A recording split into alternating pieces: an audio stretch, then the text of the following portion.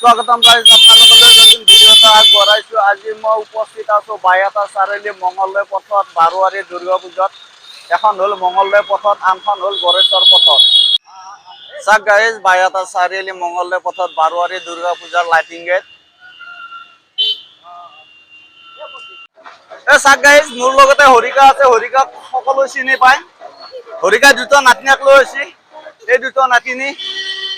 আচ্ছা হৰিকা, আপনাৰ পুজো চাই কেনেকুৱা লাগিল আজি? পুজো চাই কেনেকুৱা লাগিল হৰিকা? আচ্ছা ক'ত ক'ত ঘূৰলি? আচ্ছা চাৰিআলিতে ঘূৰলি আৰু আজি ফাৰ্ষ্ট আৰু এতিয়া ক'ত ক'ত যাবি পুজো চাবা? এতিয়া ক'ত যাবি এতিয়া পুজো চাবা? আচ্ছা আচ্ছা আচ্ছা। এইফালে মাইনাত পুজো চাই কেনেকুৱা লাগিল মাইনা? ভাল লাগছে? আচ্ছা আচ্ছা, ধন্যবাদ মাইনা।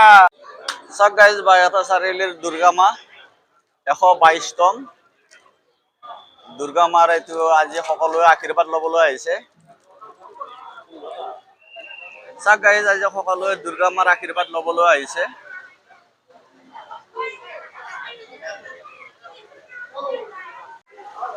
বাইহাটা চাৰিআলি বাৰোৱাৰী দুৰ্গা পূজাৰ বিষয়ববীয়াসকলে নিজৰ নিজৰ কামত ব্যস্ত হৈ আছে। এইফালে কলেজ ভাই চাহ বিতৰণ কৰি আছে। এইফালে দাদাক চাওঁ, পুৰা দাদা মানে কাণত ফুল চুল লৈ পেলাই পুৰা মানে ঘূৰি আছে আৰু দাদাই। এইফালে কলেজ ভাই আৰু এইফালে দুজন বাইদেউ আৰু এইফালে এইটো আমাৰ এইটো মেইন বাইদেউ। বাইদেউ আজি কেনেকুৱা পূজাৰ অনুভৱ? আজি বঢ়িয়া লাগছে না? বাইদেউ কি চাহ ভাগ হৈ আছে? আচ্ছা আচ্ছা আচ্ছা আচ্ছা। আৰু এফালে ভণ্টি হাতক চাওঁ, এফালে দাদা। আচ্ছা, আজি কেনেকুৱা অনুভৱ? আজি বহুত ভাল লাগিছে না বাইহাটা চাৰিআলিত আহি? বাইহাটা চাৰিআলিত আহি বহুত ভাল লাগিছে না?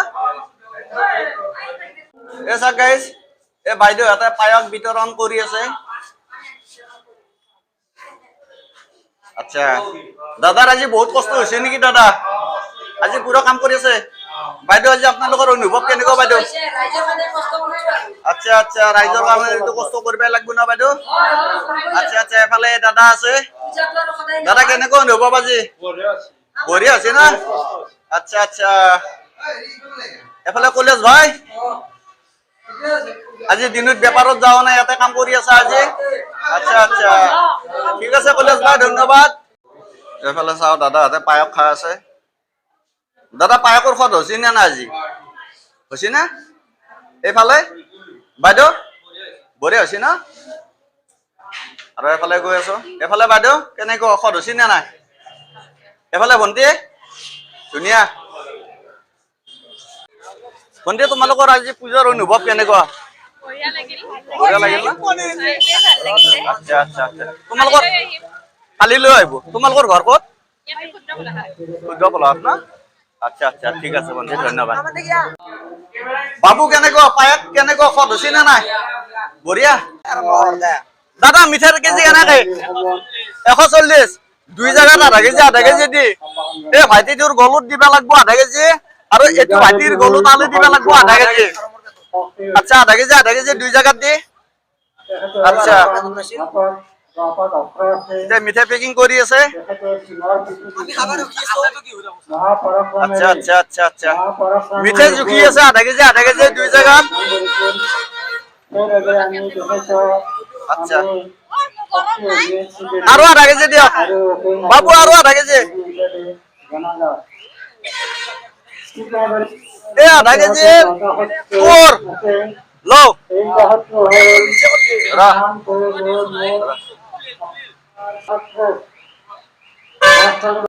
আৰু আধা কেজি।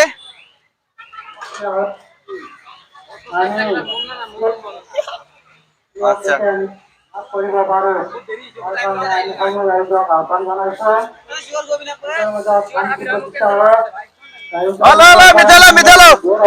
মিঠাই আৰু একদি। আচ্ছা, তাৰমানে ভাইটিহঁতে বহুত দিন আগৰ পৰা মিঠাই খাম বুলি ভাবি আছিল আৰু মোক কৈও আছিল, যেহেতু আজি পুজো এইবিলাক গলত আলাই লও। আচ্ছা আচ্ছা, হৈ গৈছে। আমাৰ লগত বাইদেউ আৰু ভণ্টি আছে। বাইদেউ আপোনালোকৰ পূজা চাই কেনেকুৱা লাগিছে বাইদেউ? ভাল লাগিছে ন? আচ্ছা ভণ্টি তোমালোকৰ ঘৰ ক'ত? ইয়াতে। বাইদেউ আপোনাৰ? হাজাৰগাঁও। আচ্ছা বহুত ভাল লাগিছে ন? কালিও আহিব নে বাইদেউ পূজা চাবা? আচ্ছা আচ্ছা বাইদেউ ধন্যবাদ। অ দাদা, অ বাবু, এফালে আছো। ঐ এখানৰ দাম কিমান আছে? এখানৰ 150। আচ্ছা এখানৰ 500। আচ্ছা এ 500 আৰু এই ভণ্টিটোৰ 120 টকা। আচ্ছা দাম কিমান কমত দিব? 100 টকা। আৰু এখানৰ কিবা দাম কমব নে? আমাৰ ঘৰত সৰু সৰু দুটা চলি আছে, মানে চলিকেইটাৰ কাৰণে লৈ যা, পইচাও কম আছে। আচ্ছা ঠিক আছে। এই সৰু বাৰু মিনি গাড়ীখানৰ সদুৰ এখন ৰিমট কন্ট্ৰল গাড়ী, এখানৰ দাম কিমান আছে অকমান দেখুৱাই দিয়ক।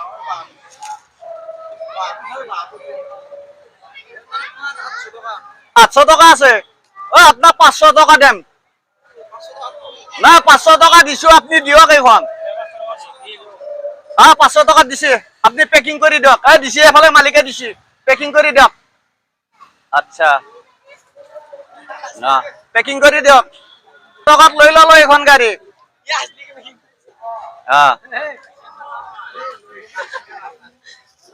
পইচাটো দিব লাগব নহয়। আচ্ছা আচ্ছা দিলো এই গাড়ী এখন দিছে, খাই আছা ভাল লাগছে। আচ্ছা এফালে তোমালোকক চাওমিন দিছে, কেনেকুৱা সৎ কেনেকুৱা? আচ্ছা আচ্ছা দাদা এফালে আহক, এফালে বহি যা, চাওমিন খা, চাওমিন দাদা আৰু 20 টকা দিয়ক। আচ্ছা এইকেইটা মানে মোৰে অনুৰাগী, মানে চাওমিন খাইছে। আচ্ছা চাওমিন মানে 20 টকা কৰি হাফ প্লেট। আচ্ছা আচ্ছা ঠিক আছে দাদা ধন্যবাদ। দাদা নমস্কাৰ। আপনি যেহেতু পূজা কমিটিৰ প্ৰাক্তন সম্পাদক, আপনি পূজাৰ বিষয়ে কি ক'ব? আৰু যেহেতু আপোনালোকে এইটো ৰাম মন্দিৰ বনাইছে, আপোনালোকৰ পৰিকল্পনা কেনেকে আহিল এইটো ৰাম মন্দিৰত? ঠিকে আপুনি ভালে কথাই কৈছে।